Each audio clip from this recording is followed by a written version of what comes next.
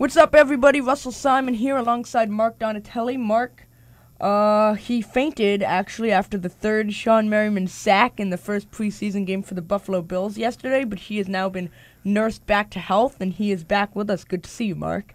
2 words, and that would be lights out. Oh, here we go again. He is back, and he's in full shape and ready to go. Whatever. Well, a small sample of the fabulous Simon Says on the Mark NFL football preview. The entire division-by-division breakdown will be on our Facebook page, Simon Says on the Mark, by Thursday. But for now, Mark, let's look at a division that really it seems that the entire football world revolves around, at least for us in South Orange, New Jersey, and that is the AFC East.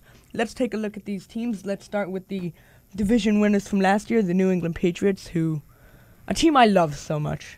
Right, and I'd say we know this division pretty well.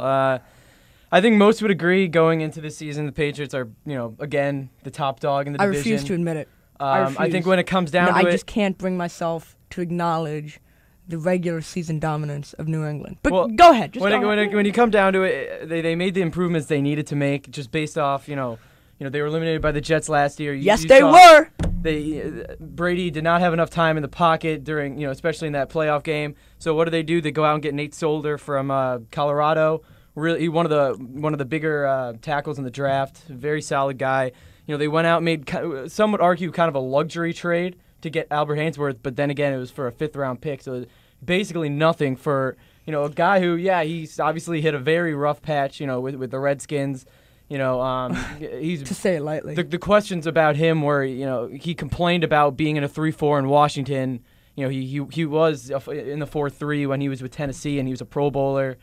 So it's kind of odd to see him go to a team like the Patriots who run a 3-4. Maybe they're going to start doing more of a hybrid 4-3, 3-4 type thing, but it was a luxury trade that for that matter. But it's definitely a move that can help him get a rotational defensive lineman in there, and then they go get Chad Ochocinco, and they're going to take coverage away from Deion Branch. They needed another wideout. Wes Welker is a slot receiver, so in that regard he's still a big target, but they needed another wideout to complement Deion Branch. And, even though the Patriots went 14-2, the season was kind of, I guess for Patriots fans, you could look at it as a failure.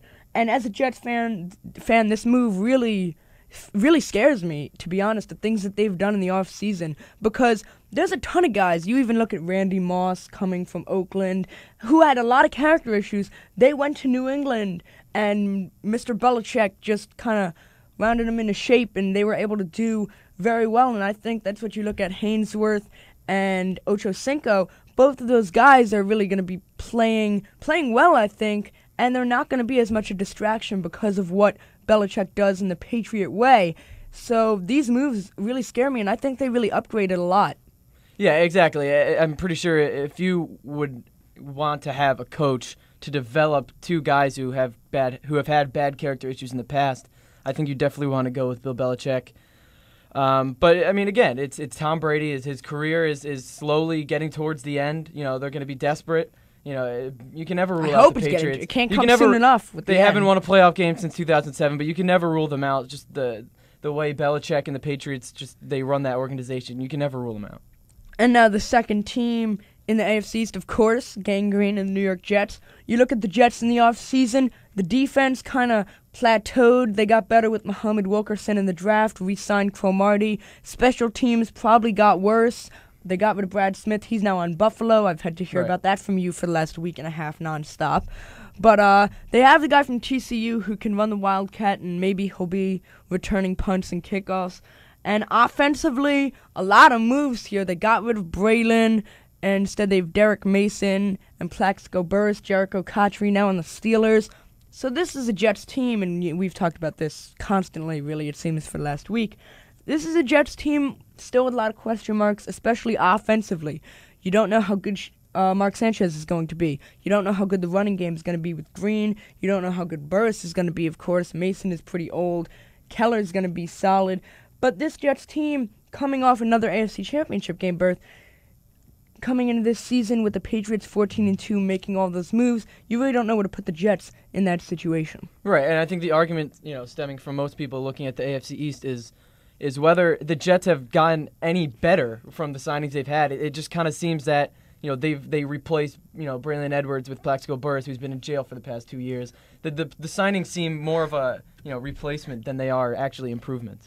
All right, Mark. Now we know about those two. Let's hear about the Buffalo Bills and why they're going to go 9-7. And let's just hear. Let's hear. My prediction as of right now, 8-8 at best. But really? Okay. The offense was respectable last year. They have another year, the Gailey system to work with. I think the biggest storyline will be whether they can stay healthy in their front seven. Nick Barnett, Sean Merriman, two very good players in their own right, but he's not a good. Merriman is old. Whatever. Merriman is actually 27 years old, and it's the HGH testing. Give me a break. Come on. But he's 27 years old, so the old argument doesn't really work.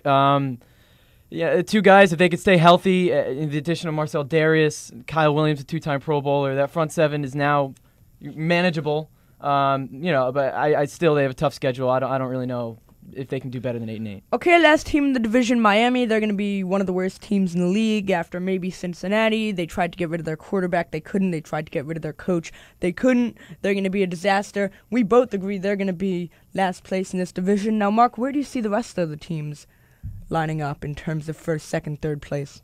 I'd have to go with Patriots, Jets, Bills, Dolphins. I think Patriots could win, 12 games, 13 games. Jets, I'd say more around the 10 or 11 range. And I already said Bills 7 to 8 wins. Dolphins 4-3. I think you're in the 3 to 5 range with them. I don't like the Reggie Bush signing either, just to throw that in there. He's not an every down back. And I agree with you in terms of where the teams are going to line up. I think at this point there's no way you can't say the Patriots are going to be number one. Jets, maybe 12 wins, maybe 11 wins, but that's where the rest of the division will line up with the Bills third, Dolphins fourth. All right, everybody, that's been Simon Says. Remember to check out the Facebook page, Simon Says on the Mark, for the rest of our preview for every division. We're going to go way longer than 7 minutes, and that will be up by Thursday. I'm Russell Simon. And I'm Mark Donatelli. Lights out, everybody. No.